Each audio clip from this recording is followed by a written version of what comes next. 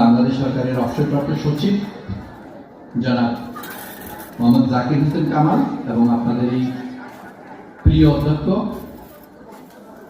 আজকের এই অনুষ্ঠানে মঞ্চে উপবিষ্ট আছেন আমাদের চাঁদপুর জেলার সুযোগ্য পুলিশ সুপার জনাব মোহাম্মদ আব্দুল রকিব মহোদয়, মঞ্চে উপস্থিত আছেন জেলা শিক্ষা অফিসার, আমাদের উপজেলা নির্বাহী অফিসার মতলব দক্ষিণ এবং ভারপ্রাপ্ত কর্মকর্তা মতলব দক্ষিণ, অন্যান্য শিক্ষক মণ্ডলী, আমাদের প্রশিক্ষণার্থী ছাত্রছাত্রীবৃন্দ এবং অন্যান্য ছাত্রছাত্রীবৃন্দ, আসসালামু আলাইকুম।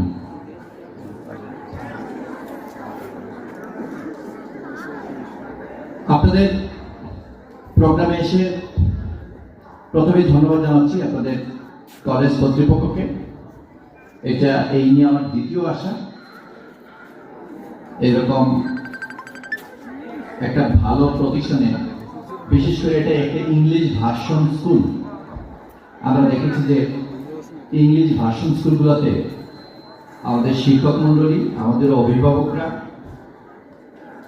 তারা সবসময় আমাদের ছেলে মেয়েদের পড়াশোনার দিকে অতিরিক্ত মনোযোগ দেয়, কিন্তু এই পড়াশোনার পাশে আমাদের যে কো কারিকুলাম যেগুলো আছে সেগুলোর দিকে আমরা খুব বেশি দৃষ্টি দিতে দেখি না। একজন জেলা প্রশাসক হিসাবে সেই জন্য আমি আপনাদেরকে ধন্যবাদ জানাচ্ছি।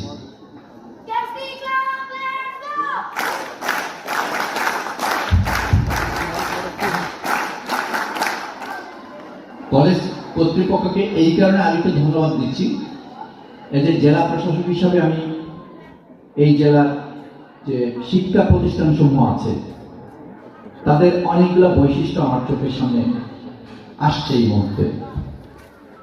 আমি 3 ক্যাটাগরিতে এই প্রতিষ্ঠানগুলিতে সাজাতে পারি।